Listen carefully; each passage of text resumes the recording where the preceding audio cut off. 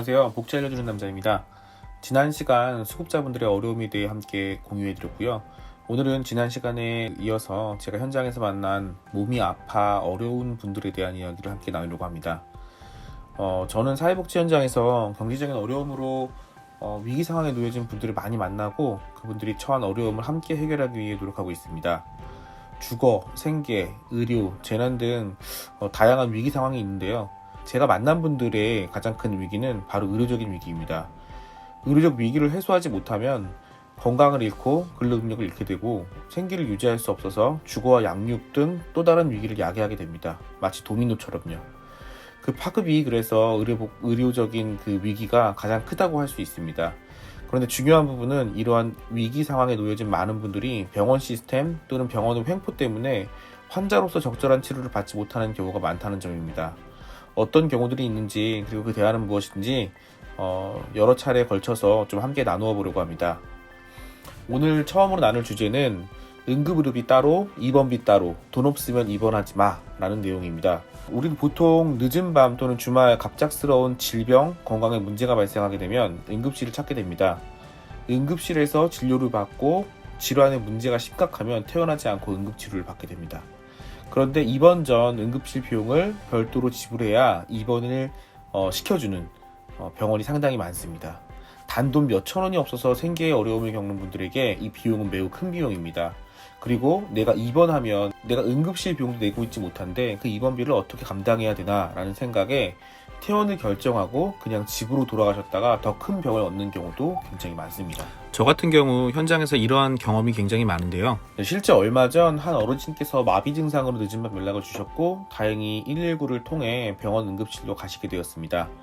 다양한 질환이 의심되어 입원해야 한다는 의사의 소견으로 입원 절차를 밟는데 원무과에서는 응급실 이용료, 응급의료비 비용을 지불하지 않으면 입원이 어렵다고 하였고 낙심한 어르신은 퇴원하겠다고 했습니다.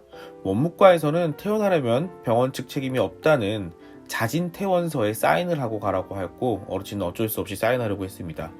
저는 이건 아니라는 생각에 간신히 어르신을 만류했고 제가 직접 원무과와 이야기를 해서 복지관에서 다양한 제도를 통해 어르신의 병원비를 지원하도록 하겠다고 약속을 하고 최소 비용만 결제한 후 입원하게 되었습니다. 나중에 어르신은 뇌혈관 질환, 심근경색, 신근경색 진단을 받으셨고 국가 제도와 복지관 지원을 통해서 오랜 기간 입원하면서 치료를 받으실 수 있게 되었습니다. 지금은 퇴원하셔서 외래 진료, 통원 진료를 받고 계신 상황입니다. 위 어르신과 같은 사연은 제가 현장에 있으면서 자주 만나게 되는 일들입니다. 이렇게 사회복지사를 통해 문제를 해결한 분들도 있지만 대부분의 분들은 스스로 문제를 해결하지 못하고 질환을 더 키워 심각한 상황에 놓이게 되기도 합니다. 말도 안 되는 현실인 거죠. 위의 문제를 해결하기 위해서 어떤 대안이 있을까요? 사실 이 문제를 해결할 대안들은 이미 존재하고 있습니다. 제가 생각한 대안들은 바로 응급의료비 대지급 제도와 의료사회사업실 같은 제도입니다. 하지만 이런 제도들은 위기 상황에서 그 구실을 제대로 못하고 있습니다. 먼저 경제적으로 어려운 분들이 응급실을 방문하였으나 의료비를 납부하지 못할 시 응급의료비를 대신 납부해주고 나중에 의료비를 환자가 나라에 직접 부담 납부하는 응급의료비 대지급 제도의 경우 대형 병원들이 이 제도 이용에 부정적이기 때문에 실제 적용은 매우 힘든 부분이 있습니다. 저도 이런 응급 상황에 놓인 여러분들 이제 환자분들께 안내해 주었는데 정말 안타깝게도 원활하게 병원에서 이 제도를 신청해 본 분이 한 분도 없습니다. 이 제도가 활성화되고 진짜 어려운 분들이 곤란을 당하지 않으려면 의료진이 응급 환자로 판단한 환자가 신청할 경우 거부할 수 없도록 강제화되어야 한다는 것입니다. 그렇지 않으면 다양한 이유로 거부하게 될 것입니다. 또는 의료진이 이 응급의료비 대지급 제도를 대신 신청해주는 제도, 이런 것도 만들어지면은 정말로 어려운 분들에게 도움이 될 거라는 생각을 합니다. 두 번째는 의료사회사업실이라는 병원의 부서입니다. 대형 병원의 경우 대부분 경제적 어려움을 갖는 그 많은 분들을 돕기 위해서 의료사회사업실을 두고 있습니다. 중요한 것은 병원에서 유일하게 경제적인 어려움을 겪는 환자들을 옹호하고 대변할 수 있는 부서인 의료사회사업실은 의사의 협진, 의뢰에 의해서만 환자와의 상담이 가능하고 그나마 상담은 병원 진료 시간에만 가능하게 된다는 것입니다. 상담 후 개입도 입원 환자에 한해서만 진행합니다. 입원 환자가 아니면 개입을 하지 않는 거죠. 늦은 시간 혹은 주말에 응급실을 방문한 위의 어르신과 같은 경우는 이 시간에 운영을 하지 않는 의료사의 삽실 때문에 대부분은 상담도 의뢰도 개입도 못 받고 퇴원하게 되는 것이지요. 즉 병원에서 어려운 분들을 위해서 만들어 놓은 부서가 그 역할을 못하게 된다는 것이죠. 이 이야기는 다음에 다시 한번 다뤄보도록 하겠습니다. 돈 없으면 입원을 못하게 하는 이 문제를 해결하기 위해서는 그 문제를 해결하기 위해 만들어 놓은 이 제도를 현실화시키는 것이 가장 중요한 것이라고 할 수 있겠습니다. 응급실에서 돈이 없으면 입원할 수 없는 이 문제를 해결하기 위한 대안 두 번째는 퇴원 환자 보호를 위한 법적 장치 강화입니다. 앞서 어르신의 경우처럼 원무과에서는 퇴원하려면 자의 퇴원서를 서명할 것을 이야기합니다.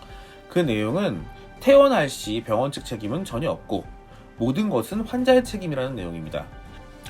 경제적인 어려움이 있는 분들 대부분은 병원비가 없어서 퇴원을 해야만 하는 상황이 돈 없는 내 책임이다 라는 생각에 사인을 하고 퇴원해버리는 경우가 너무나 많습니다. 그리고 그걸로 인해서 더 큰 어려움을 경험하는 경우가 너무나 많습니다. 그런데 황당한 부분은 왜 자의 퇴원하는지에 대해 자의 퇴원서 양식에 기재하는 곳이 없습니다. 사람 생명이 달린 문제인데 심각한 상태의 환자가 왜 퇴원하는지 묻지 않고 퇴원하겠다는, 퇴원시킨다는 것은 말이 안 되죠. 이러한 문제를 해결하기 위해서는 치료가 필요한 환자의 퇴원에 대해 보다 구체적인 사유를 기재하고 그 책임 소재를 분명하게 하는 법적 장치를 강화하는 것이 필요합니다. 아마 자의 퇴원서에 환자가 원무과에서 응급실 비용 없으면 입원 불가하다라고 했음이라고 적으면 어떤 원무과 직원도 의사도 퇴원시키지 않을 거라고 생각됩니다. 네, 오늘은 의료복지 현장의 불합리한 현실과 대한 첫 번째 시간을 가졌고요. 사실 요즘 제가 만나서 상담하는 분들과 직접 그 사례 관리하는 분들 중에 병원에서 어려움을 겪는 분들이 많이 생기고 있어요. 그래서 사실 이런 의료적 문제를 공유해야겠다라는 그 생각을 급하게 했었고요. 좀 급하게 영상을 만들게 됐습니다. 다음 시간에는 의료복지 현장의 불합리한 현실과 대안 두 번째 시간으로 특수촬영 및 진단검사의 불합리한 현실에 대해 다뤄보려고 합니다. 영상 봐주셔서 감사하고요. 항상 건강하고 힘내세요. 감사합니다.